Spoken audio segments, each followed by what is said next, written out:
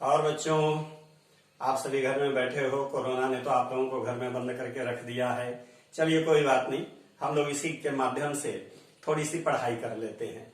तो आइए, social science chapter number 1 history, Europe में राष्ट्रवाद का विकास। यूरोप में राष्ट्रवाद का विकास। यूरोप में बेटा राष्ट्रवाद का विकास कैसे हुआ, किन कारणों से हुआ, इस पर हम विचार करें उसके पहले तो हमें यह समझ लेना होगा कि राष्ट्रवाद कहते किसे हैं। अपने देश के प्रति प्रेम, त्याग और समर्पण की भावना को रखना ही राष्ट्रवाद कहलाता है। हम लोग जिस देश में रहते हैं उस देश से हमें प्रेम करना चाहिए, उसके प्रति त्याग और समर्पण की भावना होनी चाहिए हमारे हृदय में। यही राष्ट्रवाद है। और इस तरह का राष्ट्रवाद का विकास सबसे पहले यूरोप में हुआ। कैसे हुआ, किन कारणों से हुआ, आइए हम लोग थोड़ी इस पर चर्चा करते हैं। यूरोप में राष्ट्रवाद के विकास का जो पहला कारण था वह था पुनर्जागरण। पुनर्जागरण यूरोप की एक बहुत बड़ी घटना थी। यहीं से यूरोप में आधुनिक युग का शुरुआत होता है। पुनर्जागरण ने यूरोप वासियों की अज्ञानता और अंधविश्वासों को दूर कर दिया, उनमें वैज्ञानिक, आधुनिक और तार्किक विचारधारा का प्रचार किया। यहीं से धीरे धीरे राष्ट्रवाद का विकास हुआ। 16वीं शताब्दी में यूरोप में कई राष्ट्र राज्यों की स्थापना हुई, जैसे इंग्लैंड, फ्रांस, रूस, ऑस्ट्रिया, प्रशा, हॉलैंड। इन राष्ट्र राज्यों में एक शक्तिशाली केंद्रीय सरकार की स्थापना हुई। केंद्रीय सरकार की शक्तियां लगातार बढ़ती रहीं।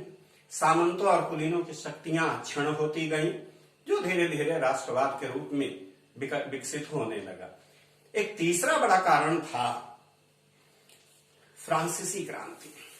आपने पढ़ा है 9th में कि फ्रांस में क्रांति सन 1789 में लुई 16वें के शासनकाल में हुई थी। आपको यह भी पता है कि फ्रांस की क्रांति स्वतंत्रता, समानता और बंधुत्व, इन 3 महान सिद्धांतों पर आधारित थी।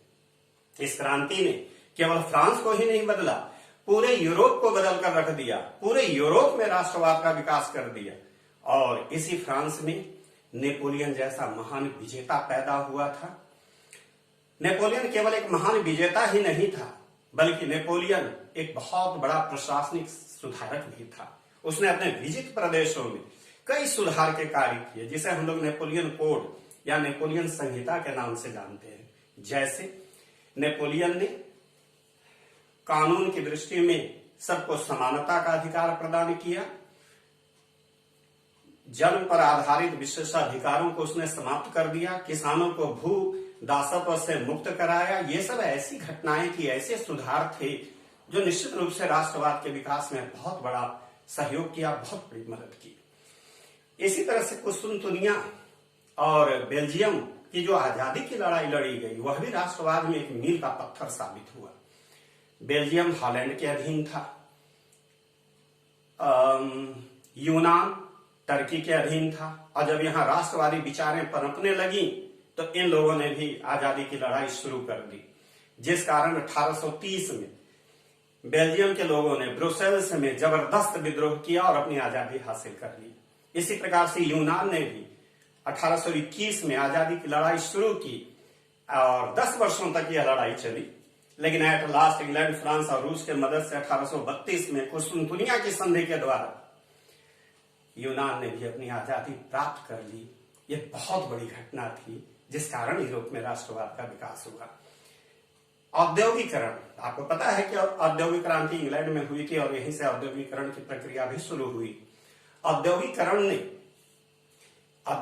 के फलस्वरूप एक नवीन मध्यम वर्ग का उदय यूरोप में हुआ। इस मध्यम वर्ग के लोगों में उद्योगपति, व्यापारी, सेवा क्षेत्र में लगे हुए बहुत सारे कर्मचारी लोग थे और ये जानते थे कि हमारे हितों की रक्षा एक शक्तिशाली केंद्रीय सरकार ही कर सकती है। एक कुलीनों और जमींदारों के रहते हमारे विशेषाधिकार, हमारे अधिकार सुरक्षित नहीं। यही वजह है कि उन्होंने भी राजा के ही अधिकारों का समर्थन किया और यही कारण है कि राष्ट्रवाद का विकास यूरोप में हुआ। जन विद्रोह भी बहुत हुए 1830 के दशक में, जब यूरोप के जिन क्षेत्र, एक तो सबसे पहले तो मैं आपको यह बता दूं कि 1830 के दशक में यूरोप की जनसंख्या बहुत तेजी से बढ़ने लगी थी और यूरोप के जिन क्षेत्रों में कुलीनों का अधिकार था, वहां तो भाई साहब किसानों की दशा बहुत ही खराब थी। गरीबी, बेरोजगारी, खाद्यान्न का अभाव, जिस कारण उनका जीवन दूभर हो गया था। और एट लास्ट अपने इस आर्थिक दुर्दशा से परेशान होकर के उन्होंने विद्रोह करना शुरू कर दिया, राजाओं का समर्थन करना शुरू कर दिया, जिस कारण कुलीनों और जमींदारों की शक्तियां लगातार कम होती गई और इस प्रकार से यूरोप में राष्ट्रवाद का विकास हुआ।